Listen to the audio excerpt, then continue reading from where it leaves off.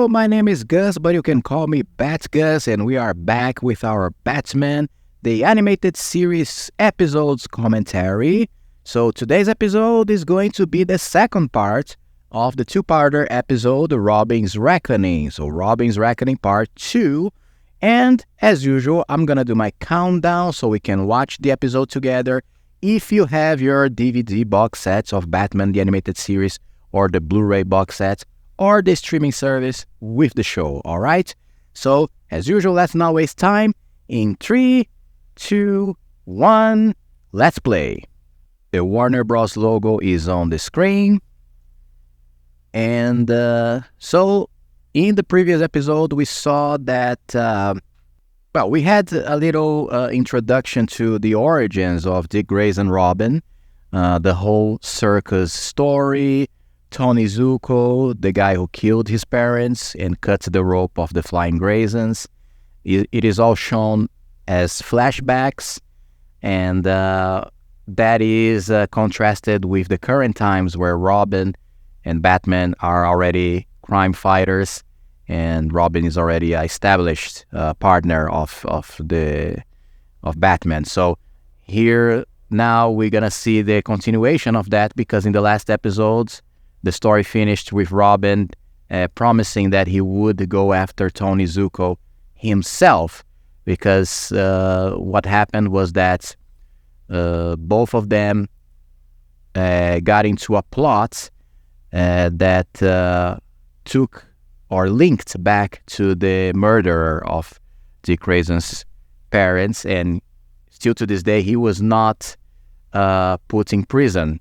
So still to this day, he's at loose, and Batman decides to take on the investigation without telling Robin, because he wants to protect his partner. But then Robin discovers himself and gets pissed, and now he wants revenge for himself. So he promises to go after Zuko himself.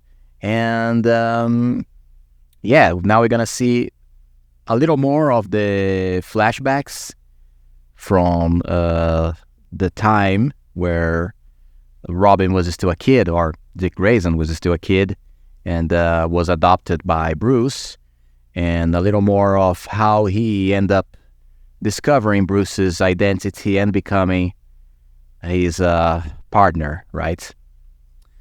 So the episode starts with both Batman and Robin tracking Tony Zuko, right? He tries to both are doing this by themselves, individually, so there is a conflict here, and then we flash back into the past again with Dick and Bruce having a match of sword fighting on the mansion. So it introduces this idea that Bruce, from a very young age, already started to train Dick Grayson to be a fighter, right? Or at least try to introduce him into the whole combat and martial arts arena, right? And here we have a playful scene with Bruce and Dick having this fencing match, training session, but in a playful way, showing that they have this brotherly relationship, right? And this is pretty cool for the development of both of these characters, at least in this stage of their lives. So Bruce receives the visit of Commissioner Gordon in the mansion, and the commissioner gives him some information about Tony Zuko, and Robin listens to the conversation from outside Bruce's office. So he decides to, again, take matters into his own hands and escape the mansion by himself, and try to uncover the mystery by himself. So he goes into Gotham streets um, as a lost kid in the city, right? And the adults around him, or at least the adults that see him on the streets, they get confused, very confused about this boy walking alone in the streets at night. And the driver of the bus that he's in, and before he comes down of the bus, the driver asks him, "Do you have a old man or something?" And Dick says, "Yeah, something," which is a very cool line, I think. And he takes the photo of Tony Zuko around the streets and asks people everywhere, in stores or newsstands or clubs, where if they know him, right? Almost like a detective already, tracking down information. And he comes across this strange guy on the streets, probably a criminal. And, as a little boy, he gets afraid because that means trouble. But then the guy runs away, suddenly runs away. And not only him, but other criminals start to run on the streets. We see many lights on the windows of the places nearby being switched off because in this rough neighborhood, everybody's afraid of Batman. And that's exactly what happens. We see the Batwing hovering over the streets, and this is a very cool way to show his influence on those neighborhoods, right? Then we see this scene, which I'm pretty sure it's a pimp demanding money from his prostitute, I guess. At least that's totally. I don't think it's even implied. It's pretty clear that there is a girl here that is a prostitute, and this guy is trying to get all the money that she earned from her services. And then, but he tries to rough her up, and Dick Grayson shows up to protect her, and then he starts to fight the guy, which is a pretty cool scene. I mean, fights the guy using his skills, right? He cannot fight a grown man yet. He's a kid, so he uses his acrobatics to really give this guy a lesson. And the girl decides to pay him some food in the restaurant to thank him for his brave act, which is a very cool scene. I don't know, this character, she shows up out of nowhere and she kind of goes away very quickly, but from a moment it looks like she's gonna be a very important part in the episode, but not really. She just gives him the information that he wants to know. Actually, the waitress on the restaurant gives him the information. She sees the picture of Tony Zuko on the table, and she tells them of this creep guy and where he works, which is near the docks of Gotham. So Grayson, he goes there again by himself, so the prostitute girl just vanished out of the plot, like I said. And he arrives there, goes into some alleys, and he finds Tony Zuko inside a place, a very dirty apartment in the neighborhood. So this means that Zuko was, abandoned by his family or his big shot criminal fellas, right? So he's on his own. He wants to leave Gotham because the scene shows that he's packing. So anyway, and then he discovers Dick, and he recognizes that Dick is the boy from the circus, and he understands that probably if he's there, the boy is there, is because he's trying to incriminate Zuko or to do something to take revenge. But he gets the boy, and then Batman shows up to defend him. So he beats Zuko. The Batman beats Zuko, and we also see Dick trying to beat the crap out of Zuko as a kid, which is very funny. But an accident happens, and Dick ends up falling to the river of a river running nearby, right? And Batman is forced to let Zuko go and jump after Dick in the river to save him. And this is where both lose Tony Zuko, right? They both are carried across the river, and there is a fall in the end of the river, which both end up falling, but then Batman uses his rope to catch them and take him back over a bridge. And just like we see in Batman Forever, Dick gets very angry for the fact that he let Zuko go, even though he was forced to. He starts to punch Batman, right? Just like Chris O'Donnell did in that movie, once he discovered that Bruce was Batman. Anyway, then we have this very amazing scene where Batman takes Dick to the Batcave, but you must understand, he still don't know that Bruce is Batman, so it's a very cool revelation that Batman just needs to take his mask off to reveal to Grayson who he is, and that's what he does. He decides to reveal himself for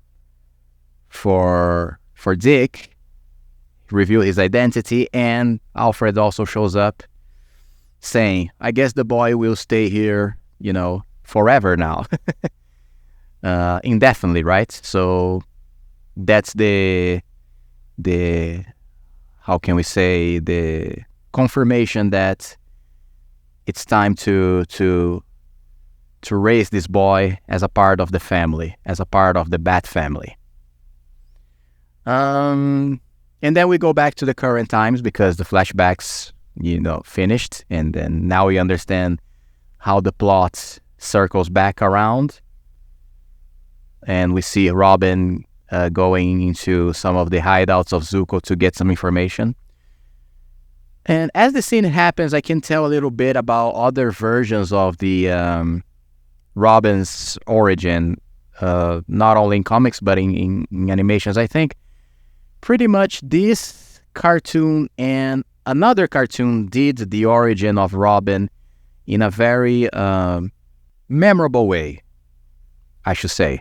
And this one and the other great Batman animation from 2004, The Batman, which I would love to also comment the episodes here in the channel. Maybe I will do this after I finish the whole Batman the Animated Series run. I would love to also comment those episodes. But in that show, we have another episode that is totally focused on the origins of Dick Grayson.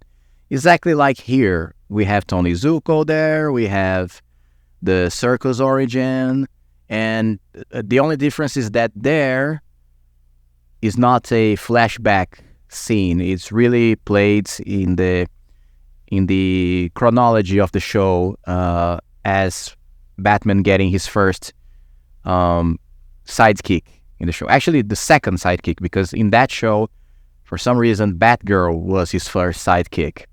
But, which is, I guess, is cool as well.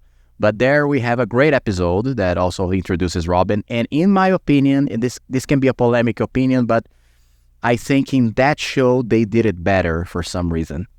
It's a fantastic episode. And for the fact that they were able to do that in one episode, tell the whole origin of Dick, and make him Robin in the end of that episode in one story, 20 minutes episode. It's fantastic. It's really, really well done. It was one of the best episodes of that show. And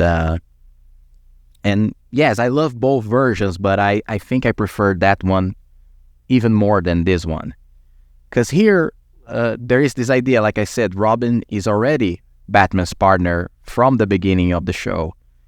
So we don't have... we have to try to fill the gaps, right, of their relationship through the years.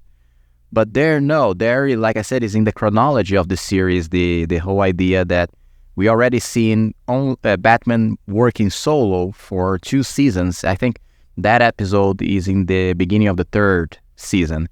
So by the time we get to the Robin's origin, it's played in the actual chronology of the show and not as a flashback, which is great. So I really, really love that. I don't remember the name of the episode now. I'll have to check, but I think it's A Matter of Family, something like that. But it's a pretty cool episode and one of the best and more mature episodes of that show. Anyway, going back here, we have Batman finally tracking Zuko, and he ends up finding him and his crew of goons on a carnival or a theme park, actually, place.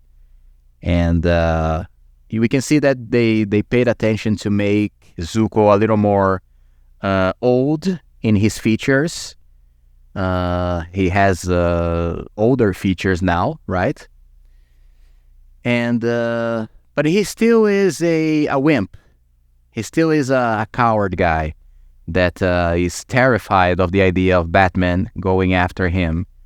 And that's what happens, actually. Batman ends up finding him, but Batman gets injured during the attack on the house that they are. Zuko and his goons. So he gets injured, so he's not in his best shape to carry out the fight that goes outside the house and across the theme park, with Batman hiding from the goons and them chasing him with their guns around. It's a very cool scene and takes place in many of the park rides. And meanwhile, Robin is approaching this place as well in the motorcycle, and we had these very cool scenes intercuts with this one showing Robin speeding the bike on Gotham streets. We see him actually jumping over a bridge that is opening, right? Opening over the canal for the boats to pass. So he makes this huge leap over the bridge opening.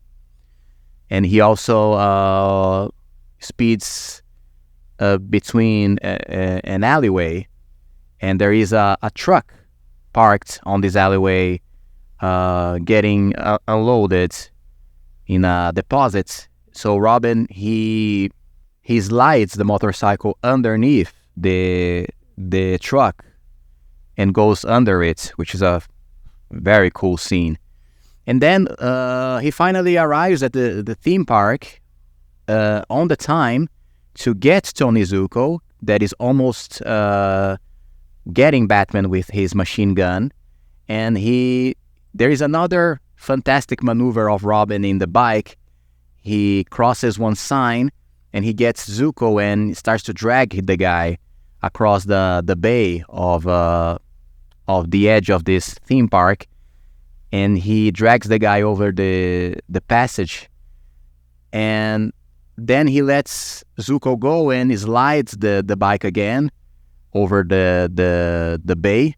This is a straight reference to Akira, the anime, with the bike of the character Kaneda in that animation that he slides. He does this very cool maneuver that he slides the bike and into frame. And Robin does the same here, exactly the same maneuver. And this is because the creators, Bruce Timm and Paul Dini, they are fans of Akira. So it's a very cool reference and direct reference to that anime. So in the end, Robin, he has the choice. Once he gets Zuko, he has the choice of killing the guy by throwing him out of the bay, or wait for the cops to take him to the prison. And Batman tries to talk him into do the correct thing, and Robin chooses the right way of dealing with things, and he decides to give him up to the cops. And Zuko is taken under arrest, and we have this great conversation, final conversation of Batman and Robin over the bay, where Batman finally explains why he didn't tell Robin about Zuko. And he says that he didn't want to... I mean, Zuko caused him so much pain, and he feared to lose Dick Grayson to the anger and to the vengeance once he knew about Zuko. So Robin finally understands his partner's decision, and both the episode finishes with both going home, which is with the sunrise on the horizon, which is perfect. So what an amazing episode, right? A great two-parter and a great character development on both of these guys. So this is it, people. Thank you very much. If you liked this content, please don't forget to leave a like in this video and subscribe to the channel for more Batman videos in the future, alright? See you in the next Bat video, and bye-bye.